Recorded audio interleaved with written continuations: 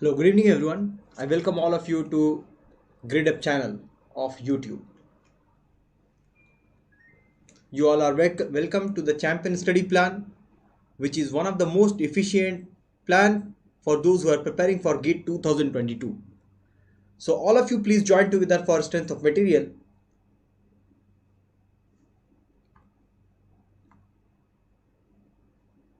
Hello Pratmesh. Good evening.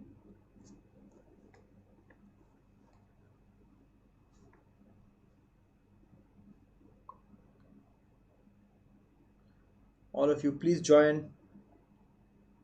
Hello Aman and share it.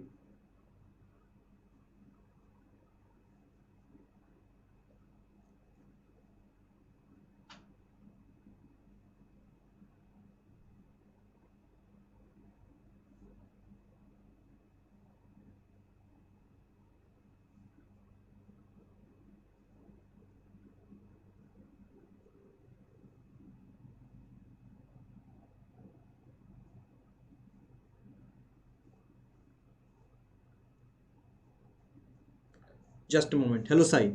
So let us start now for the practice.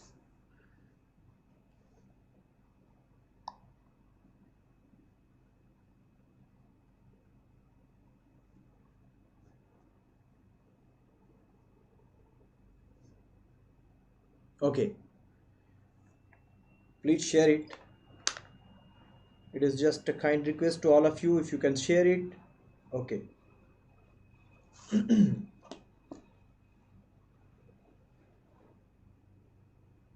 I hope I'm audible to all of you. Hello Iman, Santu,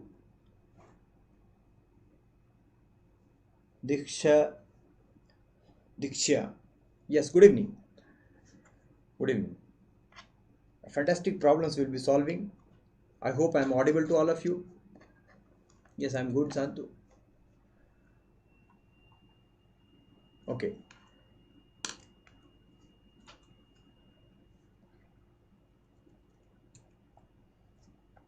So here, first chapter, that is materials property and stress and strain.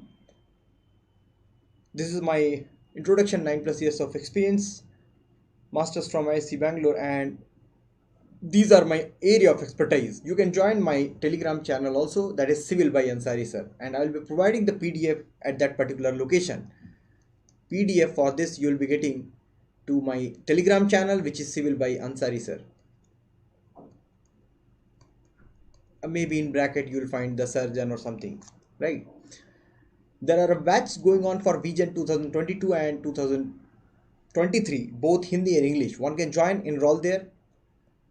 These are the star faculty of the Gradeup, and a GATE 2022 champion study plan. It is very important for all of you so that you will get the most benefit. Hana? You will get the most benefit from this, right? So you go to the description box. There you will find there are several links provided. One link is there which provides you the schedule, right? That schedule, if you go to that particular link, you will find that notes, quizzes, and important questions, best book, everything is enlisted there. So it is one of the very nice guideline provided to those students who are worrying about which actually what will be the proper guidance. This is one of the proper guidance where you'll get. So go to the description box, go to that particular link, and one more thing, those who missed the classes can go to the previous whatever the classes conducted there, that also will be there in the link. So this is very nice, you use it properly, right? Then there is a mega mock challenge on 29th August for bar 2021. One can join it. Let us start now. All of you please share and like and start now. So in a mild steel specimen subjected to tensile test, subjected to cycle test, tensile test in cycle, or maybe cyclic test, the elastic limit in tension is raised and the elastic limit in compression is lowered. This is called as. Can you answer this one? This is very simple. This is very simple. Why not? Why not? Of course. We'll discuss everything. I'll note down whatever you are asking. I'll note down. Can you answer this one? So this is quite simple. See, whenever the people used to see the cyclic load, this is just I have kept very simple one, cyclic load.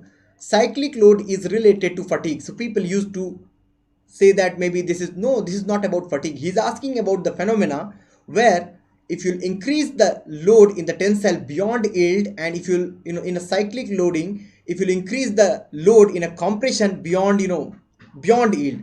So in a tension as well as in compression, if you are going beyond yield point, that is the stress reversal. If you are doing it, that is the stress reversal. If you are doing it, that yield point gets shifted. Are you getting my point? This phenomena is not fatigue. Understand it very clearly. Fatigue is the phenomena where failure of a material, the complete failure of the material will happen. It is also based on the cyclic load. A reversal load is known as a cyclic load itself, right?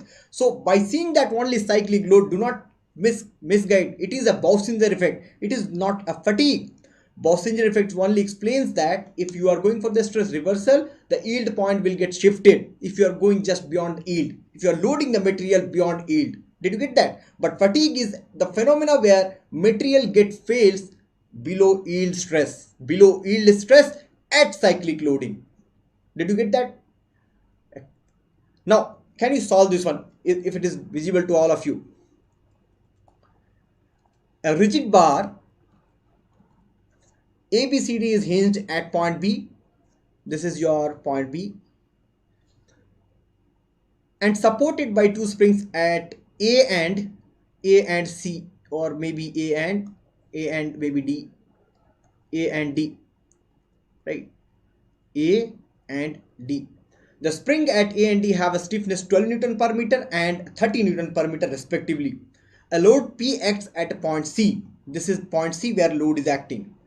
If angle of rotation of bar is 11.31 degree, determine the value of load P. Can you do that? Can you do this one?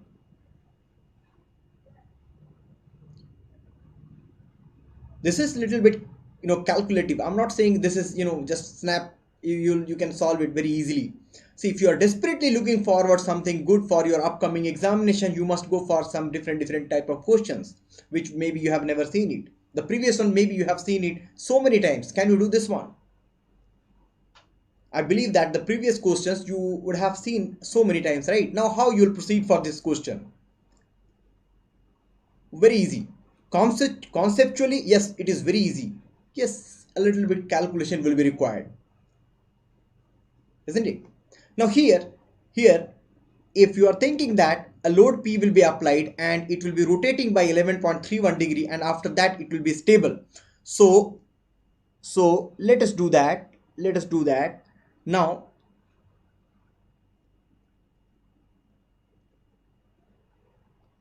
your bar is rigid. That is also very important point. Your bar is rigid, which is hinged at this location, and if it is applied too much, I have given too much, right?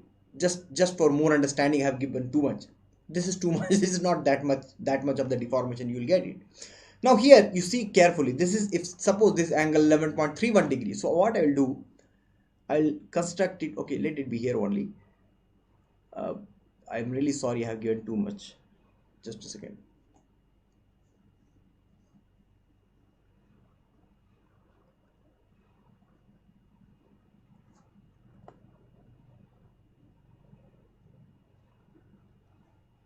So what will happen exactly? If the rigid bar is going to rotate, there will be a deformation at A, there will be deformation at D, and there will be deformation at C.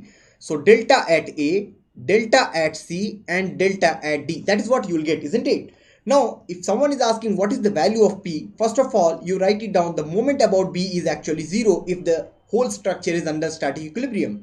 Now, summation of all the moment must be equal to 0 at point B. If you do that, you'll find, see, if you are rotating that bar, the spring at A will be elongated by suppose some amount delta A, right? Or maybe some XA, that depends on you. So what I can write it down, the force generated, what will be the equilibrium condition of that particular bar after rotation? Can you draw that one? So if you draw the equilibrium condition of the bar, it will be a force acting a force acting by the spring at D towards upward direction, that is FD. I will write down FD. I will write down. Then a force which is acting at this point. See, here also forces will come, but actually I'm not talking about, because here I'm going to consider the moment, so no need to show here, right? No need to show it here. And a force will be acting at A, will be downward side, that is force at A. Is it visible to all of you? Can you see that?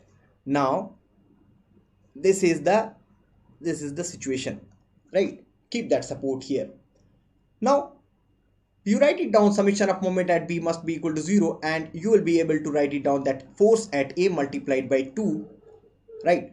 Force at A and force at D both are rotating about you. If about you means you are standing here, about you, both are rotating in a anti-clockwise direction. So FA into 2, then plus FD into how much? 4 into 4 must be equal to the moment which has been created by my force application at C, that is P into 2. Now FA and FD I can write it down. They are nothing but the spring. So F equal to Kx, isn't it? I can write down F equal to Kx. So I will write down that K is already given for that spring, 12 into X is what? Delta at A multiplied by 2, then plus force at D. What is the force at D? That Kx once again. It is 30 into delta at D multiplied by 4 must be equals to P into 2. See, very easy calculation, very easy. Now delta A and delta D, how you will calculate? Delta A and delta D, how you will calculate? This you can calculate from the symmetrical triangle, and you can simply write it down, or maybe directly angle is given. No, that is actually the complication has been removed. Directly angle is given. If you know the angle here, simply you can apply, tan 11.31 degree, that tan theta is nothing but, see, delta at D you need divided by length, that is 4, isn't it? So delta D will become 4 times 11.31. Tan 11.31 is nothing but around 0.2. So it will become 0.8 here, and it will become 0.4. Just calculate it. So delta A is 0.4 into 2, then plus 30 into 0.8 into 4 equals to P into 2, and you will get the answer. P equals to, solve it, P equals to 52.8. Did you get that? It is not tough if you have seen it, right? This is, I told you that concept wise it is nothing, but little bit calculations will be required. Little bit calculations will be required. If you have any doubt, please let me know. Okay, going for the another question. Here the strain energy, see, this is now very common. Strain energy till elastic limit is known as, what is that one? You know already, right? Strain energy till elastic limit is known as resilience. And till fracture, the strain energy till fracture, it is known as toughness. You know that. Which of the following are correct here? Life of the material below endurance limit is infinite. Permanent deformation of material under cyclic load is creep. Rigid deformation have no effect on the elastic deformation. Rigid body deformation. So sometimes actually rigid body deformation is like, rigid body deformation, if it is not accelerating, one can understand. Generally it is for the constant velocity. If it is just, we are not talking about rigid body movement means what? We are never talking about, accelerated too much of high acceleration, right? We are simply take it in a general sense, then only you can say that yes, rigid body deformation, a complete body, if it is slightly from here to here it is moving, there will be no effect on the elastic deformation. So one can say that yes, this is correct one. Life of the material below endurance limit is infinite. That already you know that you have an SN curve, and that SN curve has been decided by the Cooper level test on the material. You will do the Cooper level test, and by doing that you will know the curve for that particular material at particular stress level. You will know the number of cycle for that material under which it will get failed. So at how many number of cycle at particular stress level the material will get failed. If someone will come at you, see, I am applying that much of stress, how much cycle my material will sustain. So you will be able to say that maybe 10,000 cycle, 12,000 cycle, something like that. Now believe someone will come at this point and they will say, see, at this stress level, can you tell me how much number of cycle my material is going to get sustained? your line is not meeting with the curve, you'll say, oh, there is a stress level below which whatever the stress you apply, it will be having infinite life. That is stress level below which, that stress level we are calling it as endurance limit. Did you get that? That we are calling it as endurance limit. Where is that? Life of material below endurance limit is infinite. That is correct only. Permanent deformation of material under cyclic load is creep. That is not correct. It is the permanent deformation of material under a static load. The creep is under a static load, right? This is wrong. So only 1 and 3. Only 1 and 3. Now what about this one? For the unit weight of the material gamma and Young's modulus E, what is the deflection due to the self? This is already, once again I'm saying that this is very easy. So you remember it. Maybe directly this question will not come with the formula. It may come along with the numerical where some gamma, L or C something will be given. E, gamma, something will be given and they will be asking. So this is quite simple. Do this one. This one, I'm not getting indulged into that. Derivation, small derivation is there. Which of the following is or are correct? Brittle material when applied to a twist fails at 90 degree to its longitudinal axis, right? Ductile material when applied to a twist fails at 90 degree to its longitudinal axis.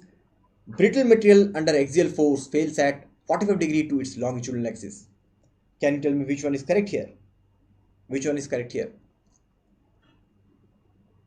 Which option will be the appropriate one? Yes, Roy. You are saying it's C.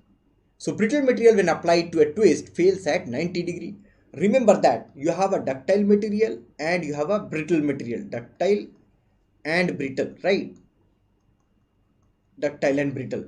So for the ductile and brittle, for the tensile, under a tensile load, a ductile material will fail. This is your ductile material and this is your brittle material. If you are applying a tensile load, what will happen? The brittle material will fail. The failure plane will be at 90 degree, and for the ductile material it will be at 45 degree. And if you are applying the torsion or twist for the ductile material, suppose this is the longitudinal axis and you are applying the twist like this, isn't it? Now a ductile material actually fails at 90 degree and a brittle material will fails. Remember this. Remember these four, so that if a twist will be applied, okay, if it is a brittle material, it will fail under 45 degree, right? So a brittle material when applied to a twist fails at 90 degree to its longitudinal axis when the twist is applied. That is actually not correct.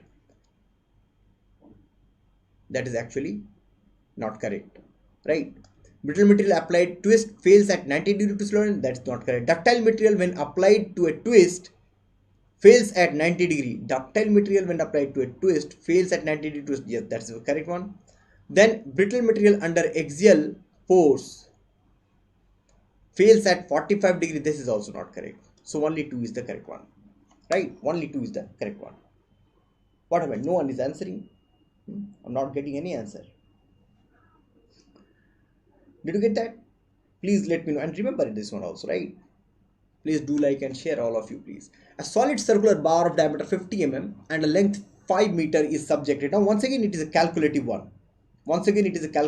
So easy question, tough question, moderate question, you should be aware of all the kind of questions, right? 1 marks question, 2 marks question, and some of the calculative questions, right? A solid circular bar of diameter 50 mm and length 5 meter is subjected to a tensile load of 100 kilonewton, right? 100 kilonewton load is applied here, and determine the length of the bar to which it should be bored centrally so that total elongation of the bar increases by 15% under the same tensile load. The diameter of the bore is 25 mm and Young's modulus of the material is given 220 GPa. Now this is very nice question. What he is saying that, understand the question properly.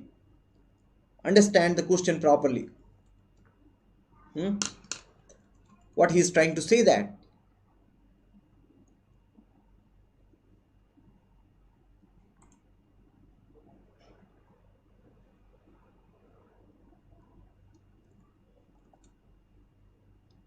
So there is a solid circular bar. There will be some deformation. Let us find out what is the deformation without bore, isn't it? Let us find out what is the deformation without bore. Okay.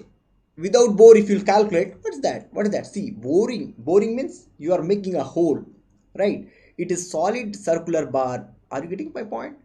This is your solid circular bar, and you are actually going to bore it to make a hole here. So I'm saying that let us first of all, you are going to bore it centrally. Now he's asking about what must be the length of that bore, so that the elongation will be 15% more, right? Now first of all, calculate what is the deformation of the solid circular bar only. That is what delta L equals to PL by A, isn't it? Delta L is nothing but equals to PL by A. So if you calculate here, force applied is 100 kilonewton. I'll write down 100 maybe into 10 raised to 3. So let us make in a Newton. Then how much L?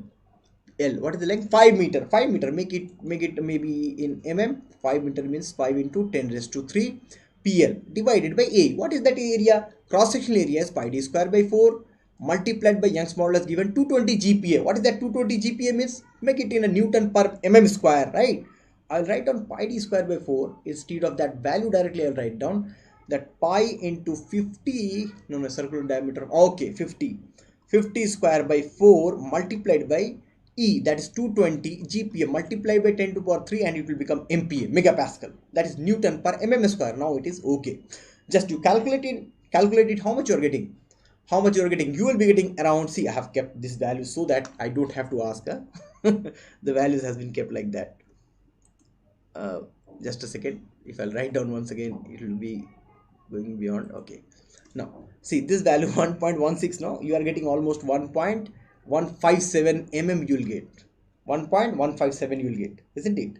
Now after getting that deformation, what he's saying that you try to bore it in such a way that boring position, I don't know what is the length of boring, consider it as x.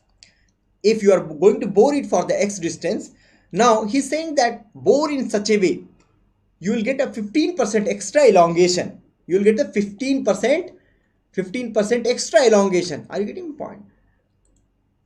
15% extra elongation. How you will get that? How you will get that?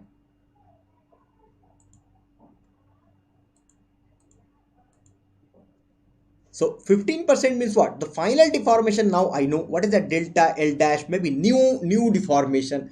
1.15 times of 1.157. Simply, you know how much you'll get. See that you will get once again next value 1.33. Can you see that? 1.33 mm. That is also I have given, so that no need to calculate for myself. I am this.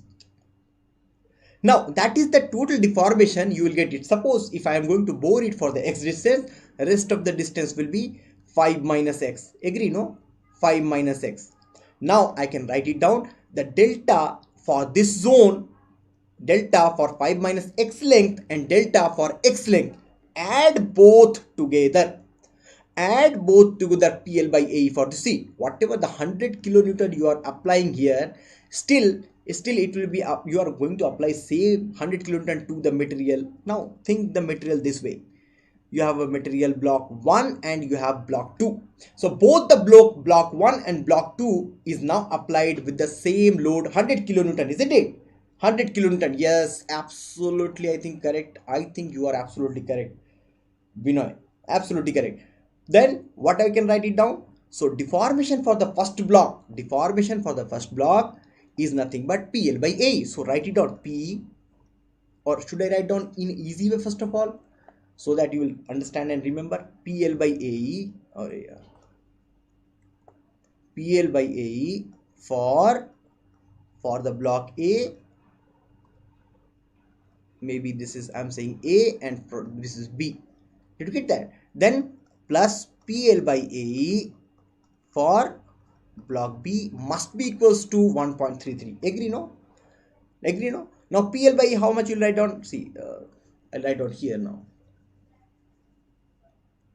I'll write down here. So PL by that is 100 into 10 raised to 3 kilonewton. No, length is now how much? 5 minus x meter. Let's say that it is in mm, divided by AE is how much? Pi d square by 4, that is pi 50 square by 4 into E, Young's modulus 220 into 10 raised to 3, it will become megapascal, है ना? Simple, only calculation is also simple. Now once again, PL by A, what is that? P same, no? P same. L, what is length of that bar? Now X multiplied by 10 raised to 3, why? Because in mm, dealing with the Newton mm. Now pi, and what is the area? You know that d square minus d square, because 25 mm of the, where is that one, 25 mm of the diameter of the bore is 25 mm centrally, right? So remaining cross sectional area multiplied by pi d square by 4 minus pi d square by 4 multiplied by 220 into 10 raised to 3 must be equals to 1.33, must be equals to 1.33. If you will calculate from here, you will get x simply 2.25 meter. X equals to 2.25 meter. I'm not saying that it is not calculative. One can reduce the calculation by giving some of the things, right? Directly I can provide you the maybe some values in such a way that your calculation will become easy. But are you enjoying this? This is the main portion. Are you enjoying this kind of question?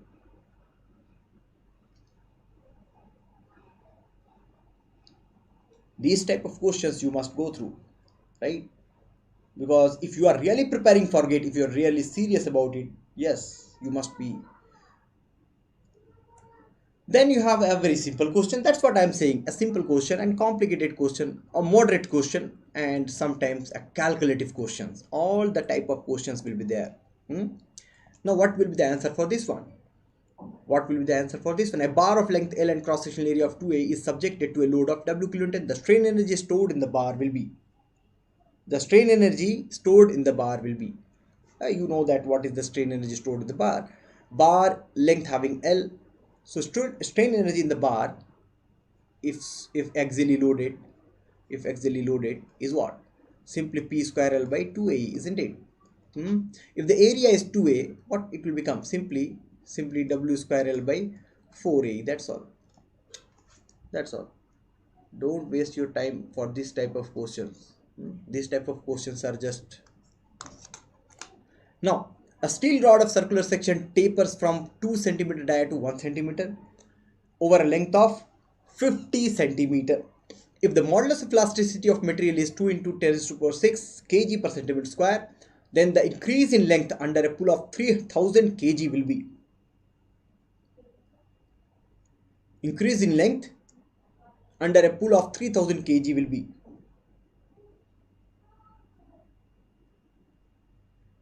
How will you solve this one? Very easy.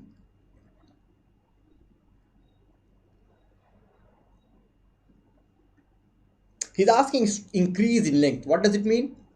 Steel rod has given section tapers from 2 cm dia to 1 cm. Okay, it is having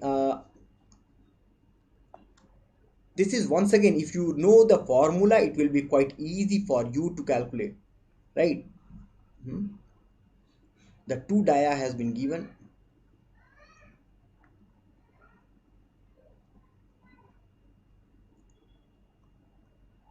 So diameter is varying from 1 centimeter to 2 centimeter, or maybe 1 to 2 or 2 to 1, whatever the way you want, right? Over the length of 50 centimeter. 50 centimeter. What is the formula for? If you are going to apply the load, what is the deformation? The delta L. Delta L is how much? 4 PL by pi d1 d2e, है ना?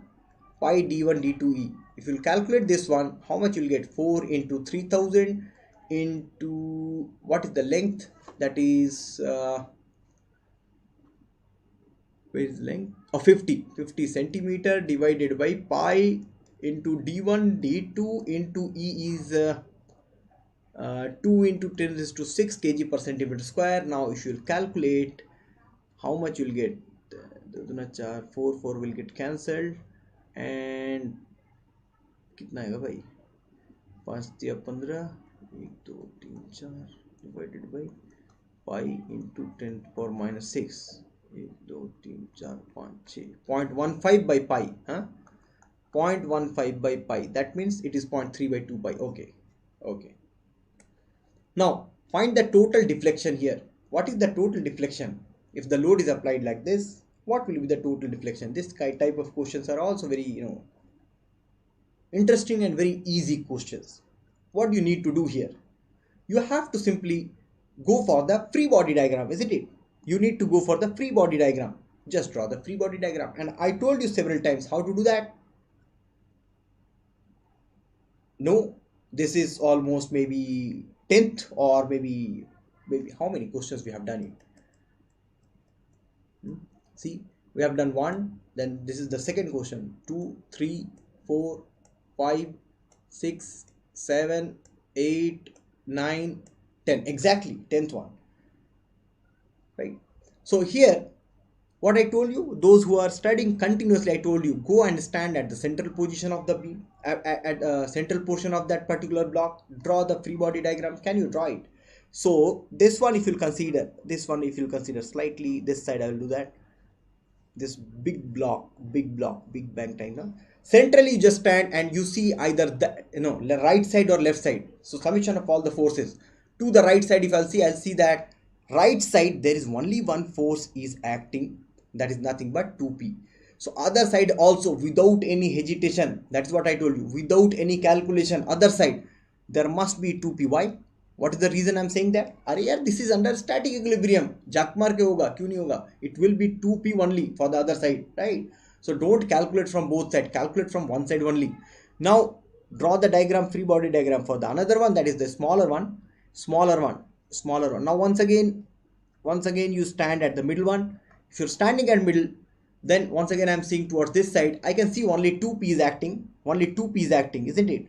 So only 2p is acting. So other side I will not go for the calculation, simply I will apply the 2p. I'm sorry if it is not visible, just a second.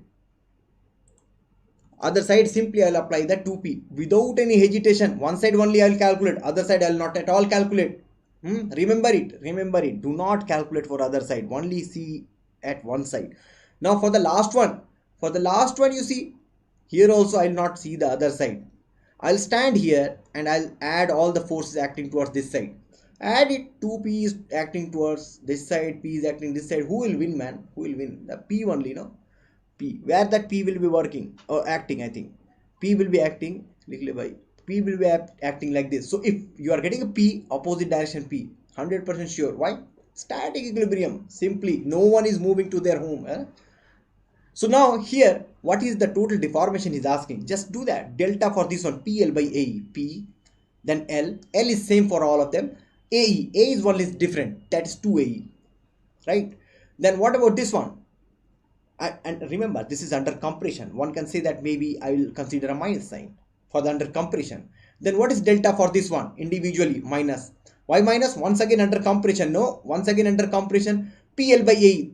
That is P. P is 2P. That is the PL. L is what? L is L. Divided by AE. What is that area? See that? It is same AE. Okay, no problem. It is also under compression. So keep the minus sign. That's all. Don't worry at all. Keep the minus sign.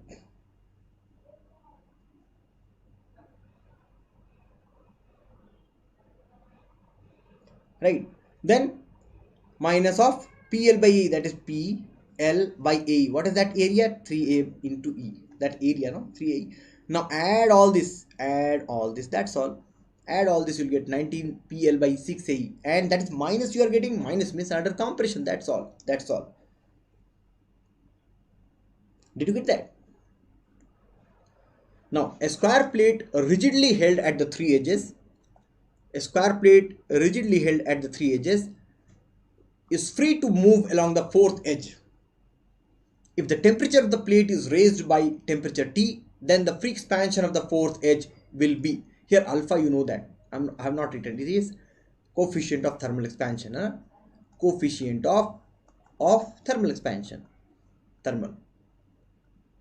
Then you know that already.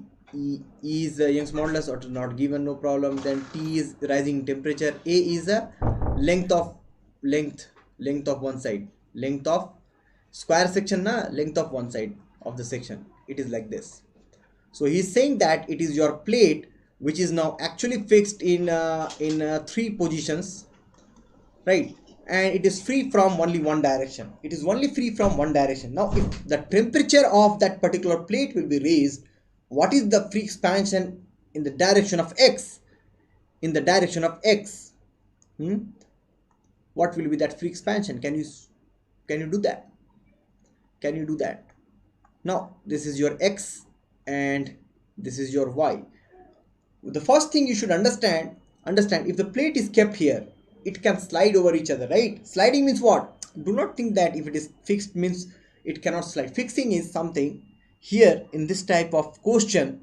A fixing means it is related to the Poisson's ratio, right? This block can actually slide when the free expansion will be allowed, kind of thing. See, if you rise the temperature of that particular plate, what will happen?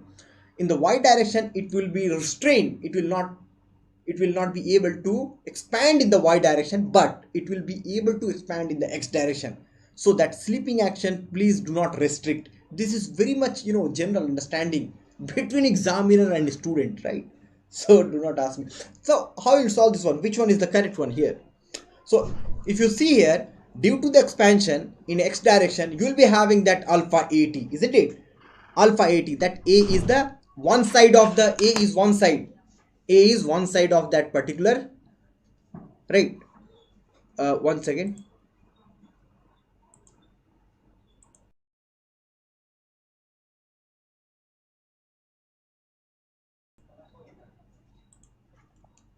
This is one side, right? Now, am I audible to all of you? So here actually if you see that a square plate rigidly, okay, okay, I'm getting it. Okay, that's correct. Absolutely correct, Rahul. Yes, Nitin. Yes, Nitin. Absolutely correct. Means you are actually good, no? You can solve it. So here the expansion in the x direction, if you'll see, expansion in the x direction is something alpha lt. What is L? L is A. L is A. Alpha 80. That is the expansion in x direction. Now what will happen if the temperature will be rise?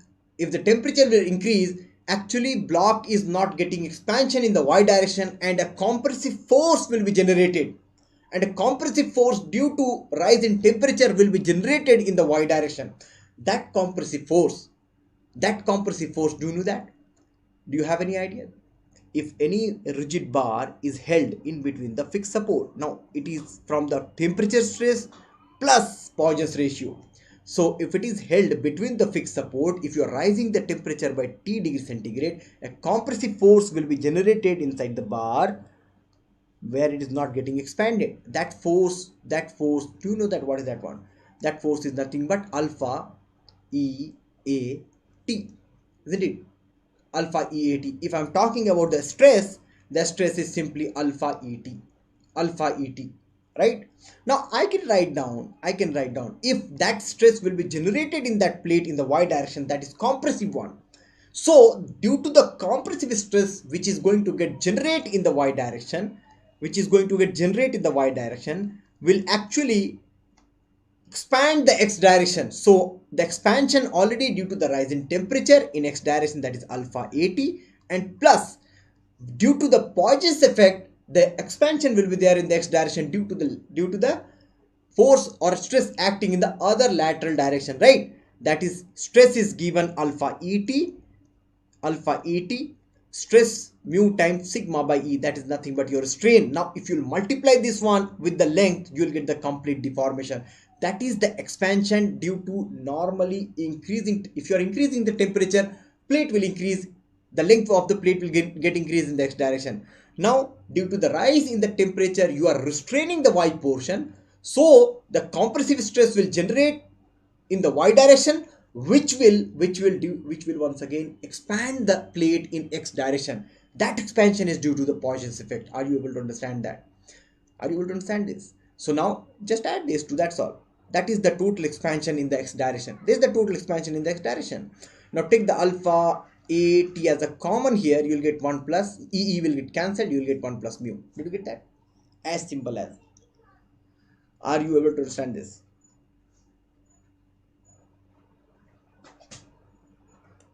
Now can you solve this one? A circular rod A circular rod of length 250 mm is placed between two rigid walls. There is gap of 0.2 mm between the rod and wall. If the temperature of the rod is increased by 200 degrees centigrade, the axial stress developed in the rod is, what will be the axial stress developed in the rod? What will be the stress developed in the rod? Can you do that one? This is also very simple. See, first of all, he's saying that, okay, if the temperature will be, if you are increasing the temperature, there will be expansion. First of all, try to find out what is the total expansion. If the total expansion is beyond that 0.2 mm, beyond that 0.2 mm, then only stress will generate in the bar. Otherwise, no stress will generate, isn't it? No stress will generate. So first of all, calculate what is actually free expansion. What is your free expansion? Free expansion will be alpha LT. Alpha LT. And alpha LT will become how much? How much it will become? Alpha LT.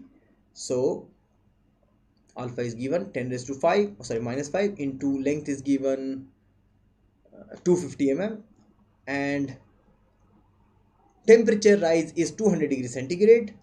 So 50 and you'll get 0.5 mm. Now this is the free expansion if there is no any restriction. So that is 100% sure that this bar will be under compression. Now I can simply write down this is your delta L1, suppose delta L1. Then just you apply the force. After giving the free expansion here, you come this side and apply the force. Maybe you have not taken your lunch properly, so maybe you are not able to apply the force properly. So this rigid support is not going to be at once again same location, initial same location. It is going to be here. So you are applying the force to cause some another delta 2, and I can write down the compatibility conditions that delta 1 minus delta 2 is nothing but equals to delta 3. Delta 1 minus delta 2 equals to delta. What is that delta 3? Already we know that is nothing but 0.2 mm. 0.2. What is your delta 1? That is absolutely 0.5. Now what is the delta 2? Delta 2 will become simply delta 2. See here, delta 2 is how much? 0.5 minus 0.2, minus will get cancelled, you will get 0.3. Now delta 2 is your 0.3, isn't it? That is PL by A. PL by A. This delta 2 created by the force. So you know that that's PL by A. Do that one. PL by A. Now P by A I can write down as sigma, that is stress. P by A, write it down as a stress. So it will become just simply 0.3 into Young's modulus, that is 200 into 10 raised to 3 MPa, megapascal, and length you just keep it here, that is 250 mm. Calculate it, how much you are getting. Kitna aega? Just how much you are getting. 0 will get cancelled. 1.21200 by 5. 240 MPa. That's all. 240 MPa. MPa, why? Because I kept it in MPa. Right? Now can you solve this one? It is a tapered one. The steel bar AB shown varies linearly in the diameter from 25 mm to 50 mm. Oh, maybe options has somehow deleted. Okay, I'm sorry, but it's okay. Fill in the blank. What will be the answer for this one? Can you tell me? What will be the answer for this one? If it is tapered one, if a tapered bar from 25 to 50 mm is a tapered, and it is held between two unyielding support at a room temperature, what is the force induced in the bar if the temperature rises by 25 degrees centigrade? Now here once again, same concept will apply. See, a free expansion will be alpha LT. Apply the concept, a free expansion, alpha LT. So free expansion is nothing but, so provide the free expansion. After giving the free expansion, that is alpha LT. Here alpha is given 12 into 10 raised to minus 6. Length is given 500 mm. And temperature rise is 25 degrees centigrade. So how much you're getting? बराबर 60, 25 से 125, सो 60, 25 से 150, 150 और एक zero था, है ना,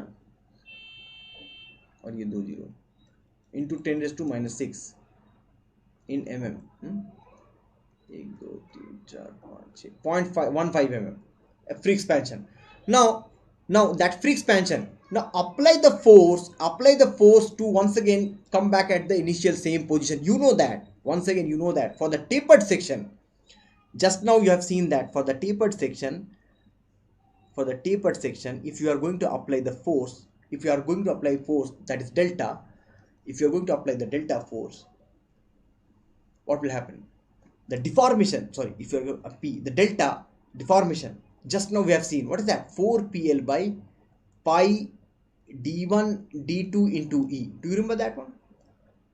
That is the delta. Now free expansion, whatever happened here due to the rise in the temperature, must be same as 4pl by pi d1 d2 into e equals to 0.15 mm. That's all. Keep it in mm. Solve this one and calculate force P. So P will become how much? P will become 0.15 into pi into d1, 25 into 50 into Young's modulus 2 into 10 raised to 5 divided by 4 into length is 500, right? Length is 500. How much you're getting? Can you just calculate? Can you just calculate and tell me how much you're getting it here?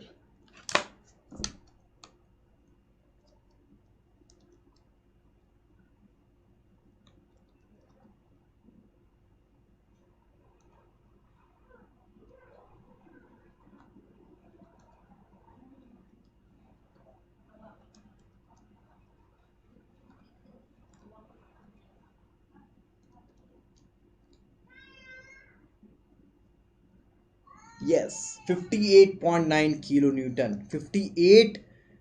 58,904.8 Newton I'm getting, and you can write down 58.90 kilonewton. Okay, both of us are getting same. Did you get that? Did you get that? Are you enjoying the session?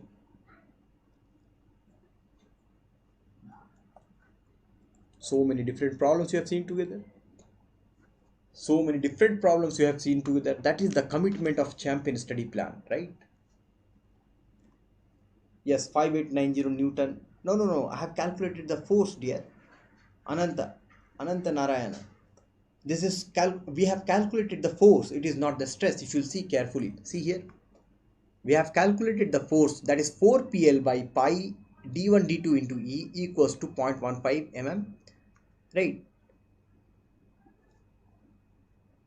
Then 4pl by, then p we have calculated simply, not the p by a. Not the p by a. In a plane strain situation. Hello, commandos. I'm sorry. In a plane strain situation, in xy plane, the displacement at point are given. The displacement at point are given as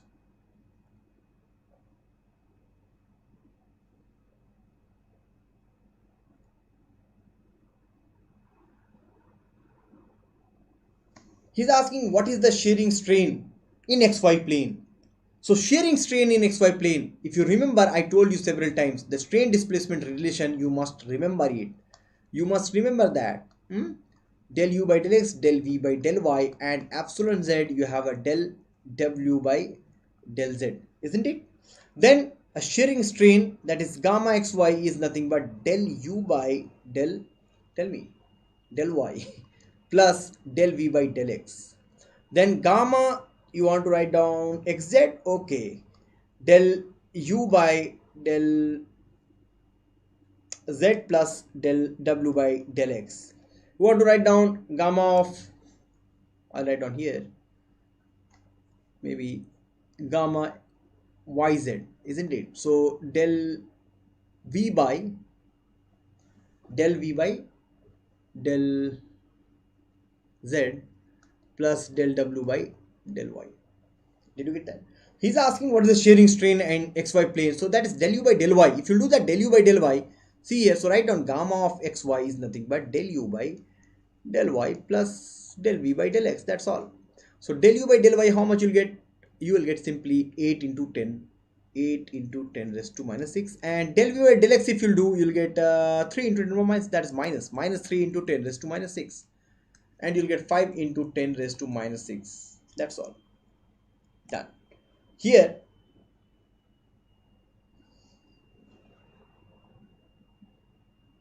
no, this question sessions, through the question sessions, I will be trying to complete as much as possible.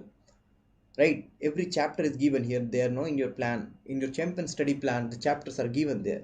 So in the particular chapter, actually, I'm sitting together. I'm finding out all the different kind of questions which will be helpful to all of you. Right? A mild steel bar of square cross section 40 by 40 mm and a 400 mm long is subjected to a longitudinal tensile stress.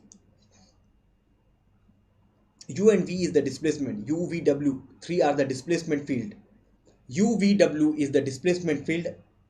XYZ is the coordinate or the direction. So U is the displacement in the x1, and V is corresponding to Y and W is corresponding to Z. 3 displacement field. A mild steel bar of square cross section given and a 400 mm long is subjected to a longitudinal tensile stress of 440 Newton per mm square and a lateral compressive stress from one side of 200 Newton per mm square. Young's model is given. What is the elongation of the bar in the longitudinal direction? How will you do that one? How you will do this one? Mild steel, okay.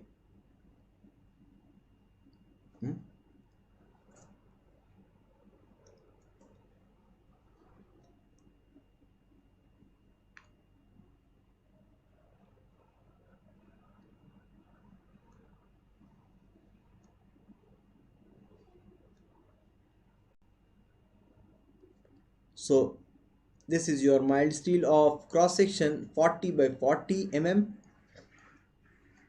is subjected to a longitudinal tensile stress, that is nothing but 440 Newton per mm square, and a lateral compressive stress at one direction. So keep it at one direction only, and that is given as 200 Newton. Okay, Newton per same unit. No, I'll not write down. Now he's asking what is the elongation in the okay. So he's asking what is the elongation in x direction. Maybe this is just, if I'm considering x, this is my z.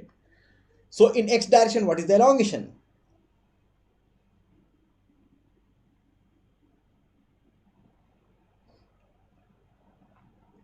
Okay, so if you find out the elongation in the x direction, how will do that one? How will do this one? Normal. See here, elongation in x direction. So elongation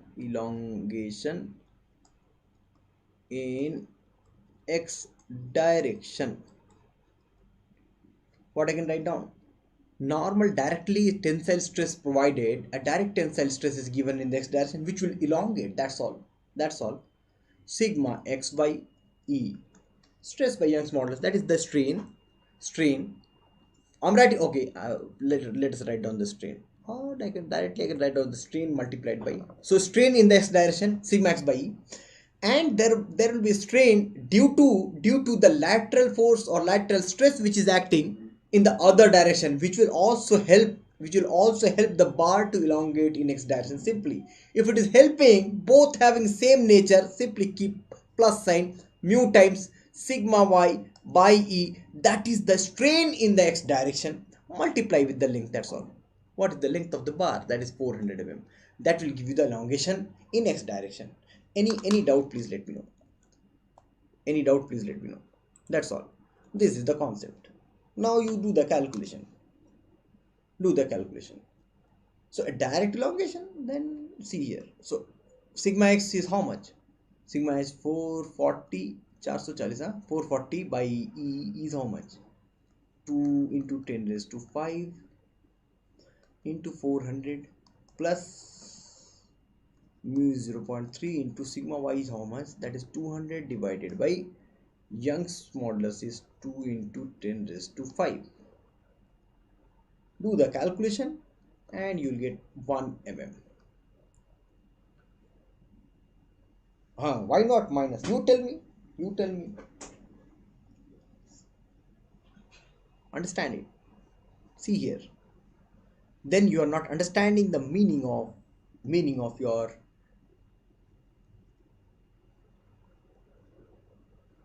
Acha, let me write down.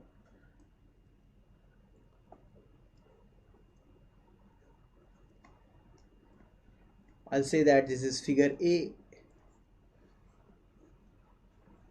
This is figure B. Now I am applying the stress in y direction. You tell me as per your common general understanding one thing about x direction. This is your x direction.